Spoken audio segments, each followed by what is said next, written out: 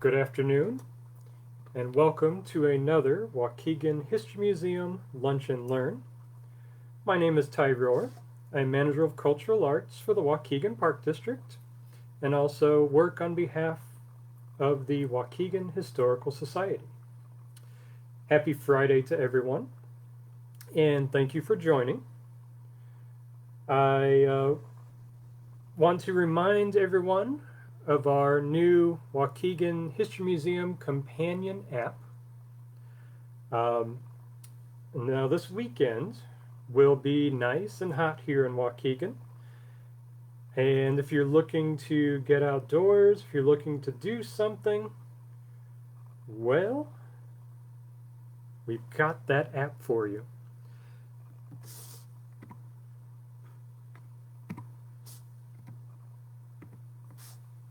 And I would show you the picture of it here if it would let me. What is going on? There we go.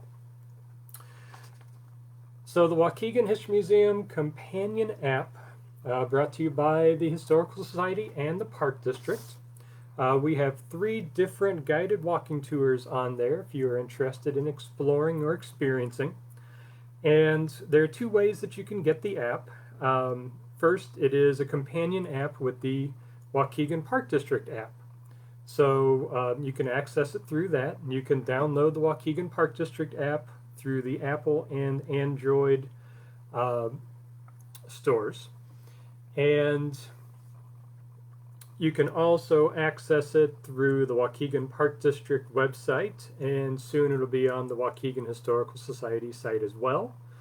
And we did just post it here to the comments section for you to click and look at there too. So hope you enjoy that app. And again, we will continue to upload and create more content for that app just as we have it.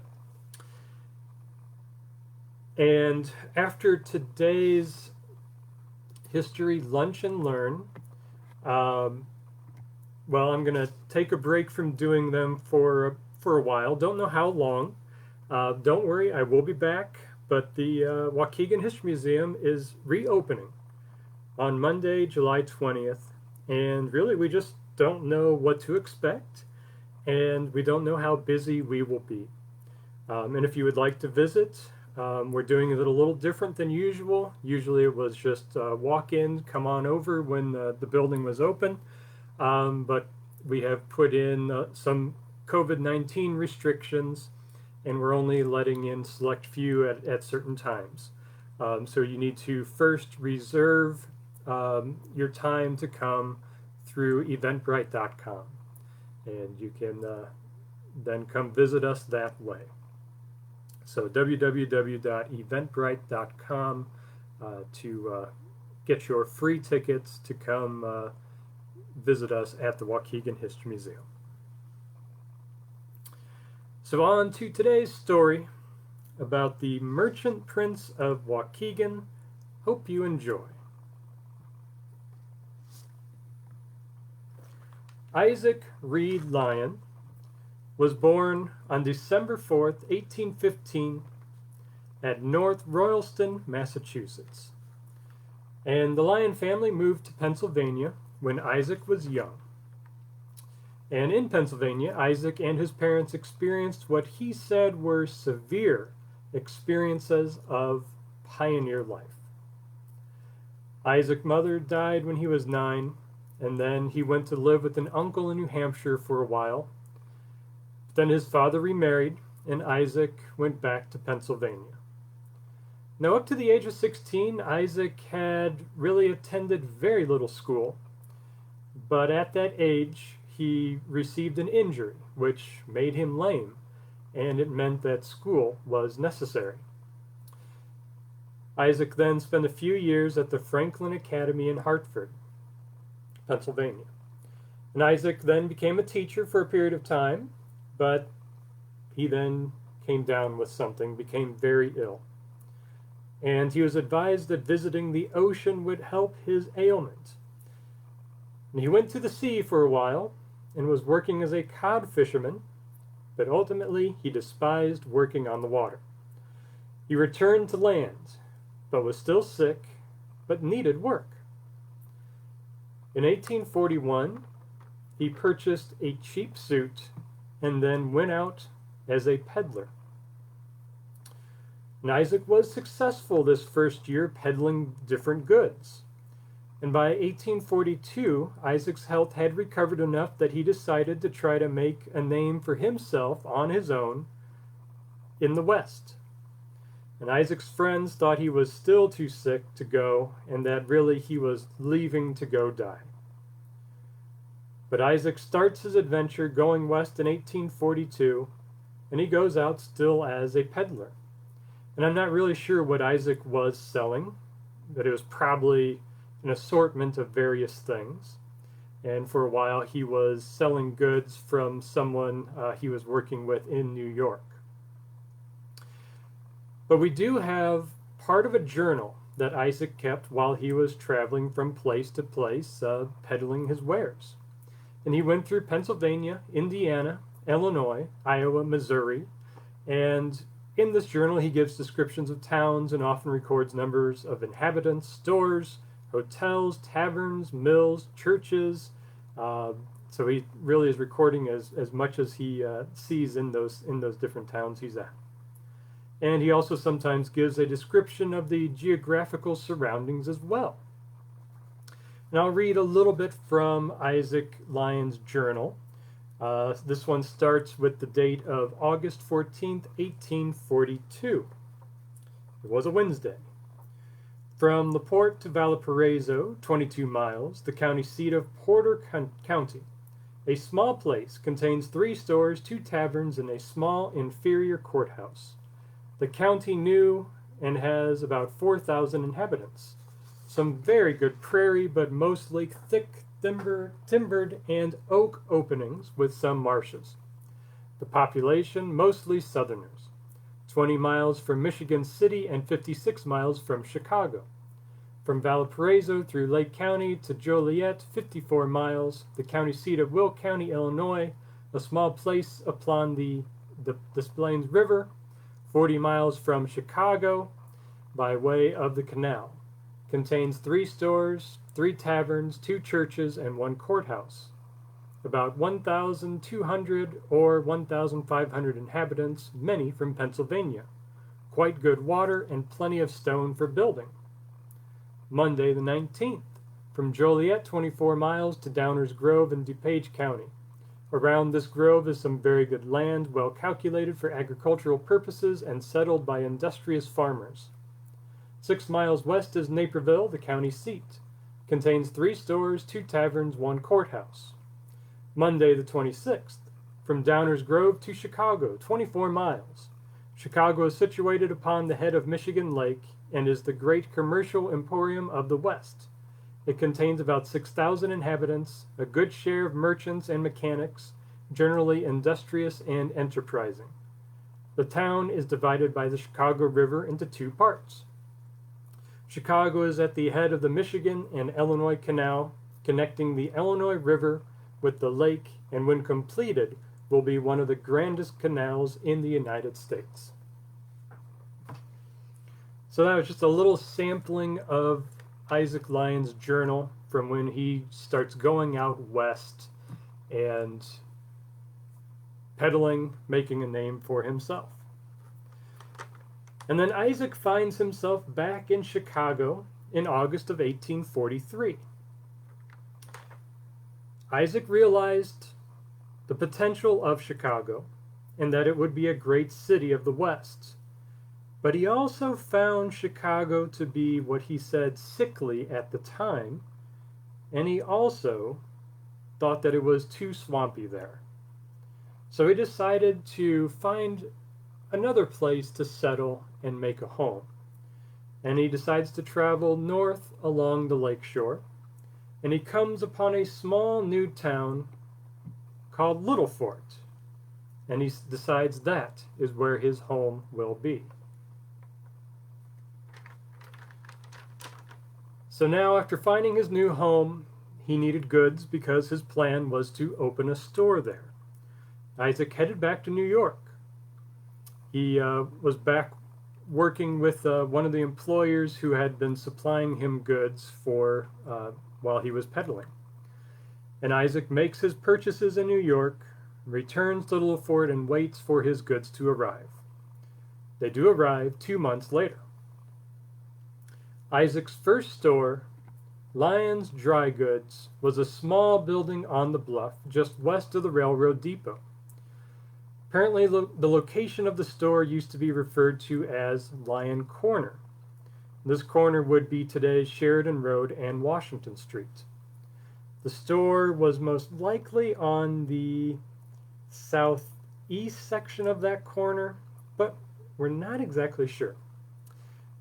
The store did share space with other businesses, including a harness shop, tailor, and shoemaker. In around 1845-1846, Isaac Lyon purchased the building and expanded his store's operations. So here I'll read to you from the 1845 Little Fort Business Directory. Isaac R Lyon offers general assortment of dry goods, bonnets, hats, caps, family groceries, crockery, and hardware.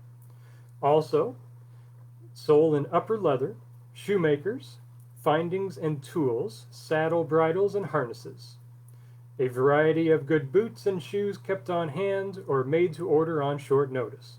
Most kinds of produce taken in exchange for goods, and the highest market prices paid for any amount of green and dry hides. Corner of State and Washington Street.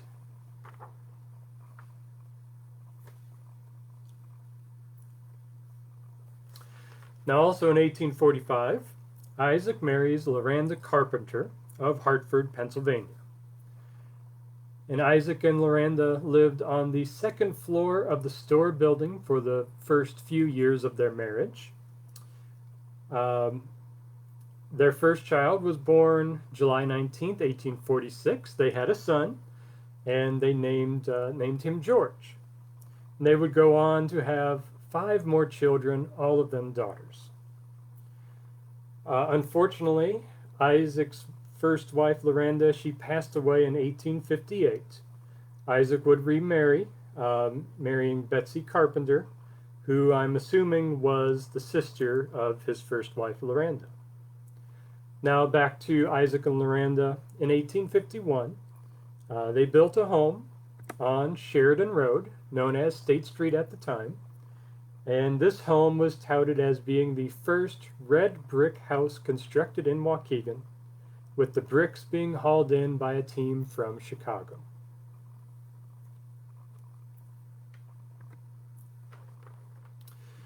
Around 1866 to 1868, he purchases a new building on Genesee Street. And at this time, Isaac teams up with his son George to run the store. And George had just returned from serving in the Civil War.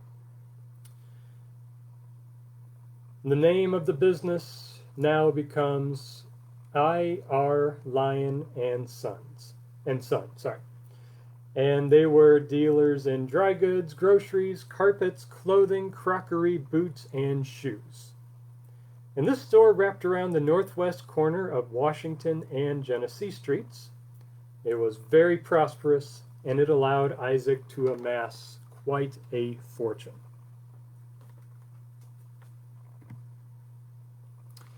So from Isaac's arrival to Little Fort in 1843, he was building a retail empire. He was very successful, and he was given the nickname of Waukegan's Merchant Prince. By 1876, it was time to show off some of the wealth that he had accumulated.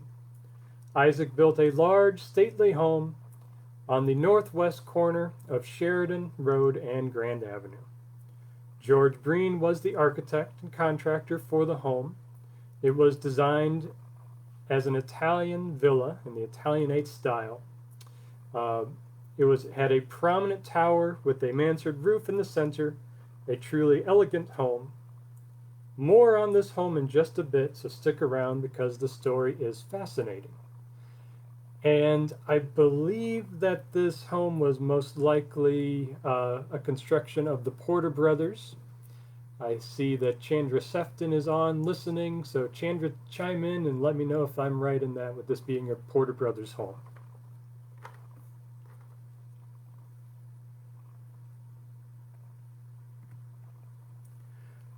Isaac Lyon was an early pioneer to Little Fort who successfully built his retail empire. And outside of the store, Isaac was active in the Masonic fraternity, member of the Presbyterian Church, and he also did have a few official positions in the city throughout his time there as well. Mostly, though, Isaac focused on his business. The poor health that Isaac experienced in his youth returned around 1868. Up until that time, it was said that he had never missed a day at work because of sickness. After this, though, he had to do some business from home, and really he was relying on his son to manage and operate the store. Isaac R Lyon, Waukegan's merchant prince, dies November 19, 1883 at the age of 68. And George continues operating the store under the new name R Lyons and Sons. I went out this morning to Waukegan's Oakwood Cemetery. Isaac is buried there along with his wife, and the children, most of them are there as well.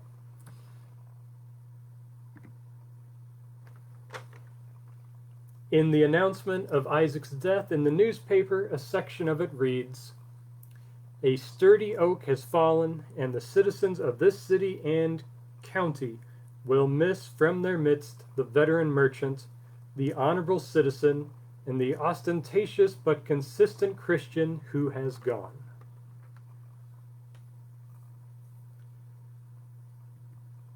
So Isaac leaves behind the retail empire to his son George.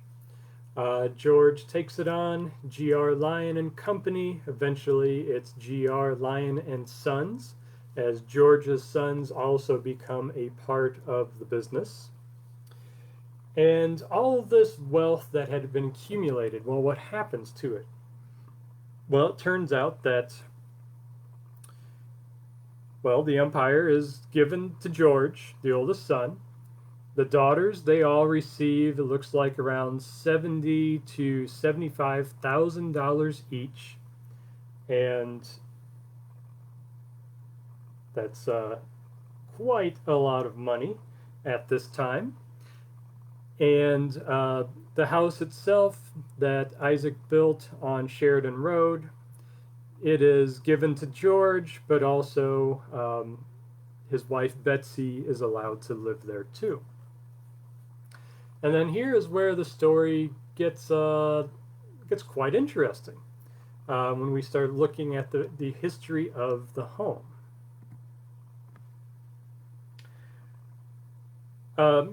Here, though, we do have a picture of inside of R Lyon and Sons store. I believe this is around 1910.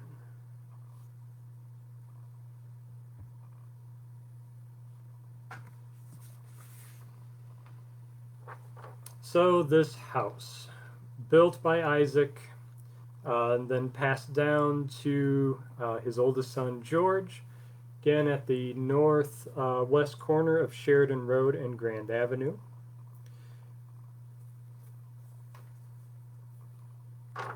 So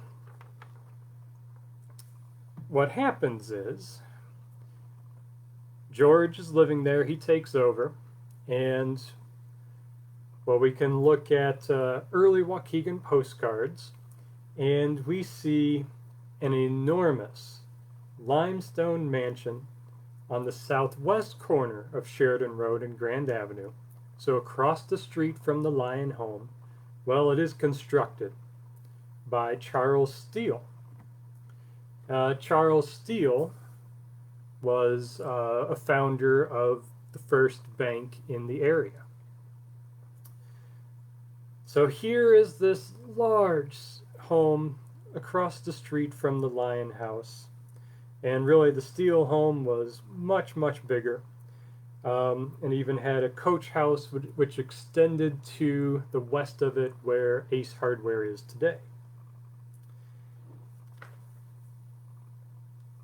Now, George decides that he wants to build his own large home that will rival the Steele home. And we don't exactly know why. It may have been that George was feeling threatened. This large home was showing the people of Waukegan that the Steele family was very influential and had also amassed quite an amount of wealth.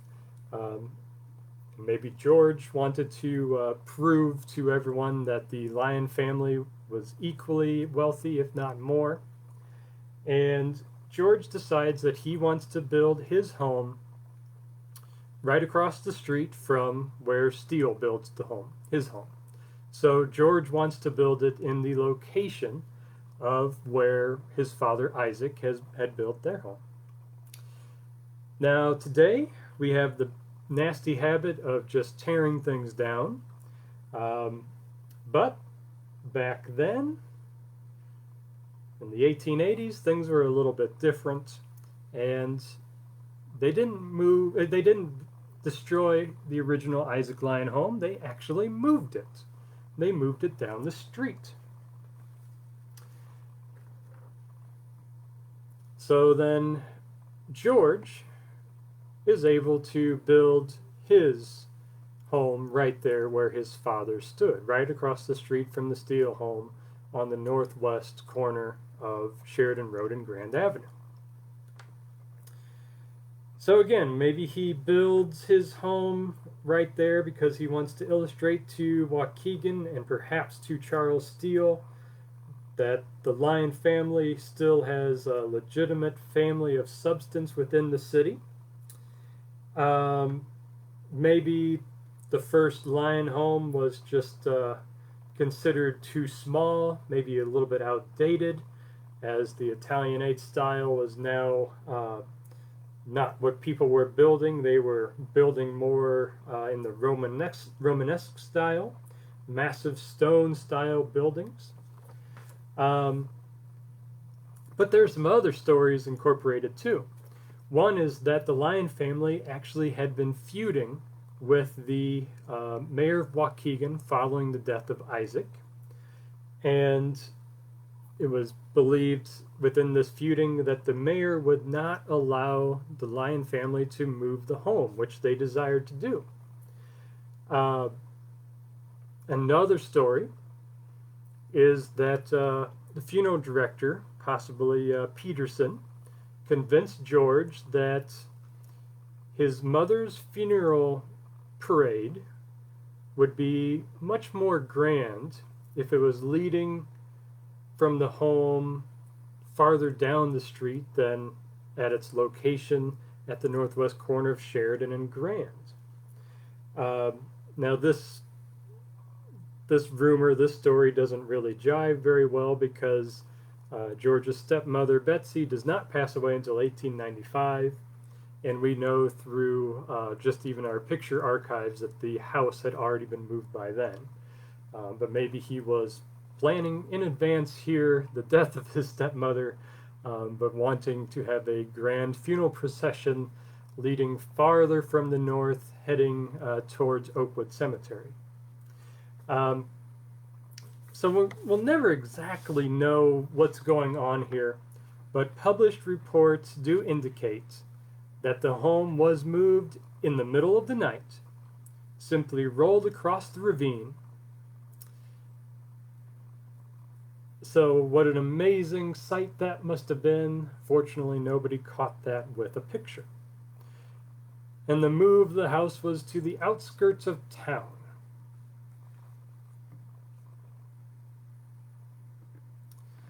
So about this photographic record, here we see mid-1880s. This corner that we've been talking about you can see just a little bit there of the Steele home on the left, then kind of right in the middle of the picture there, the new home built by George Lyon. But then below, a modern picture, well, a couple of years dated at this point. McDonald's has undergone a facelift, and what was Wendy's became Fiamico, and then Rosati's. That has changed a little bit too, but you get the point.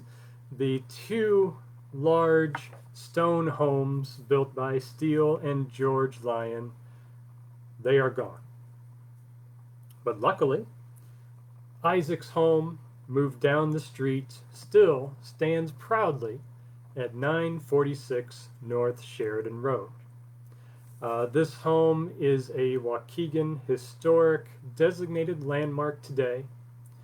There is a marker on the home both for the City of Waukegan historic landmarking, but also an informational plaque from the Waukegan Historical Society that gives a little bit of information and tells you that, well, the home that you see there is not in its original location.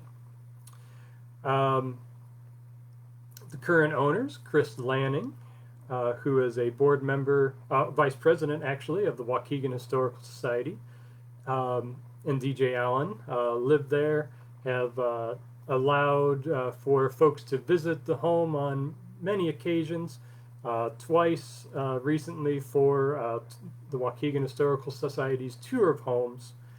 And I know the local children always enjoy the house, especially around Halloween, seeing all of their wonderful decorations and stopping by to trick-or-treat there. So you can go and still see the Isaac Lyon house at 946 North Sheridan Road.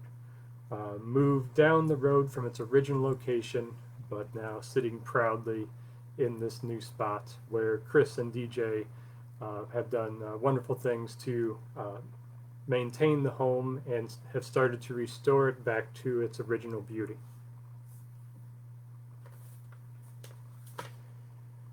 So who knows the real story behind that? I do like the story of the Lyon family feuding with the mayor, and the mayor not allowing the home to be moved down the street, but the Lyon family just picking it up in the middle of the night and taking it there.